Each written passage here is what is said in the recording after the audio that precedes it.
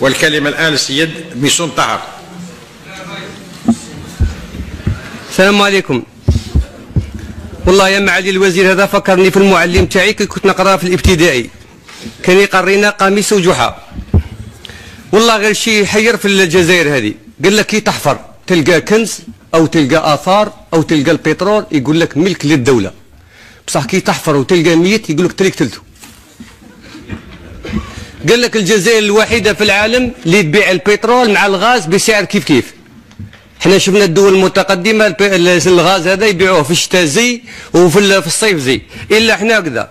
القانون الماليه تاع 2013 درتوا لنا بلان ديرجونس، كي الميت احنا صديق واحد مريض والله يكون بليسه غير شويه يدوه في لومبيلونس. احنا البلان ديرجونس هذا يقعد 10 سنين تاع محطات توليد الكهرباء في بعض الولايات، في عين وسره كما جهتنا احنا، خنشله، مستغانم.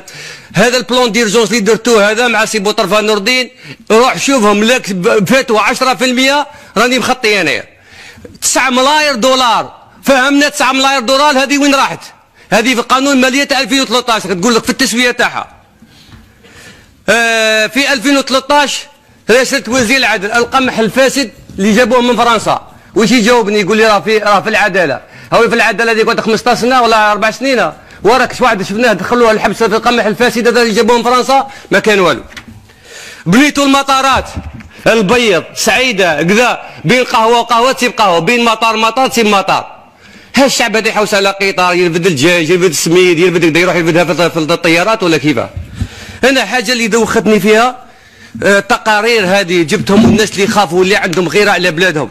700 مليار شطيح ورديح في 2015. كي تبداو تسرقوا كل يوم مليار، كل يوم مليار، نحسبوا بالخميس والجمعه والسبت هاي 365 مليار.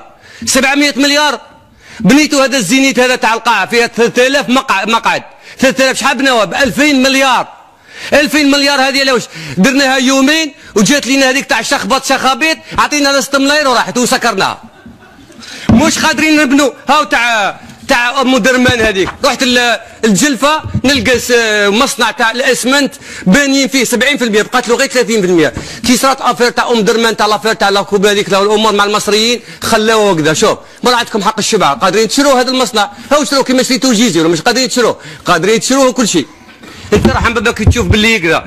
انا هذه خطرات شفت تقارير مصنع تاع شلف يديروا ليكستونسيون. واحد دواني قال لي هذه بلاد هذه، قال لي خلوها عام ما حبوش يخرجوا التوسعه بالعتاد، ما حبوش يخرجوه. تعرف شحال سقمت لهم بيناليتي دروطار؟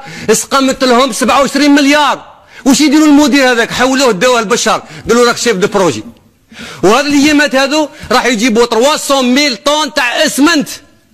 وشحال في الاسمنت هذه تاع سي دريب هذه راح يعطوهم 3 اورو، لا يعطوهم 3 اورو لا طون. سمات بيزنس يديروا امور كذا.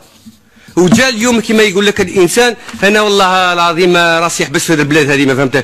والله غير البارح قلت كان عندنا 200 مليار تاع في 2013 صرف احتياطي، وخلاها فخامه الرئيس كي كان على ديدانه. والله في 2013 كانت 200 مليار. الصرف هذا وين درتوا به؟ هذه قال لك الفاشل يفكر في المشكل كما هو راه يفكر في المشكل هذا بدل كاع اللغه تاعو. هذا تاع بكري كان يقول لهم 1000 دولار يعطوها اللي يروح واحد السياحه، بدل كاع اللونجاج تاعو عاد كاع ماهوش يخدم كما بكري هو. ولا والناجح يفكر في الحل. كي عاد قلنا باكزومبل احنا بكري واش كان يقول لك؟ قال لك بكري والدينا يقول لك قول له صرف لي ما تقولوش سلف لي. بكري كنا حاطين الصرف كان يقول لك، وقال لك اللي عطى الحكم لولده حفر القبر بيده. شوف كي عطيناها له دينا 40 مليون قاعد فتحوها قبور، يقتل فينا كاع هذا واحد كيما هذا. زيد العمال تاعك انت، هذا العمال تاع اللي تاع اضراب تاع لي زامبو، شوف كيف هو لعبها لهم. دخلت 100 مليون دولار في جيزي، داروا لهم ريدريسمون.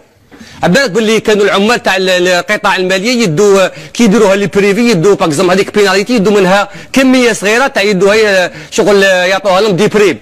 هذه الخطره كي دخلت ريدريسمون واش قال لهم سي وزير الماليه؟ قال لهم هذه ما تفهموش عليها، ثلاثه امور هذيك. قال لهم لا هذه ما نتفاهموش عليها كاع، هذه نعطيكم غير تاع الشعب الساعه تاع الدولار. لا ما حبش نعطيهم حتى القطاع تاعك راه كاع درت تاع لي زامبو تاع المراكز الضرائب الجواريه هذيك راهم مهجورين يكون فيهم قلع عنكبوت. روح افتحهم. ادوات العمل تاع الخدامين تاعك ما كانش. على بالك باللي كون نقول لك والله يا معالي الرئيس الجمهوريه فخامته كون يفطن ويرجع كما 2013 ويشوفك توازن المدينه يدور يعرس.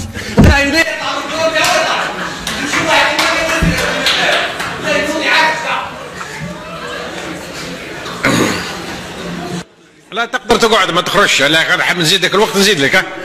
حاب تجي تهضر تفضل. حاب تجي تهضر تفضل زيد اقعد. تعمل تصريح وتروح. هيا معليش.